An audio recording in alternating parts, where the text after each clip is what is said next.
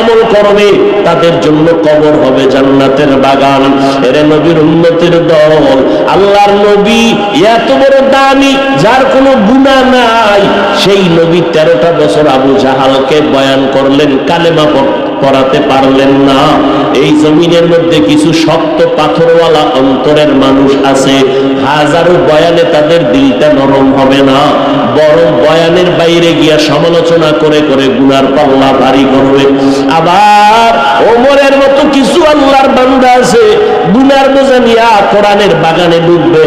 মরণের কথা যখন স্মরণ হবে কান্না করে তওবা করবে। ও আল্লাহর বান্দা, আল্লাহ তওবার দরজা দিয়া ডাকতেছেন, জীবন ভর গুনাহ করেছো, তওবা করে যদি মনে মনে আল্লাহকে বলতে পারো, হে মালিক, আমার মতো গুনাহগার কেউ নাই, গুনার কারণে আমার হাত না পাক, আমার চোখ না পাক, আমার জবান না পাক, আমার অন্তর না পাক, আমি আজকে থেকে তওবা করে নিলাম, মরিয়া গেলে যাব, আর কোনোদিন নামাজ ছাড়ব না, মা বাবাকে কষ্ট দিব না, ওলামায়ে কেরামের বিরোধিতা করব না, নবীর তরিকার বাইরে চলব না, 5 ওয়াক্ত নামাজ বা জামাত আদায় করব,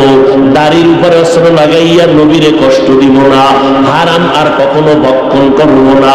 আল্লাহ বলেন, বান্দা,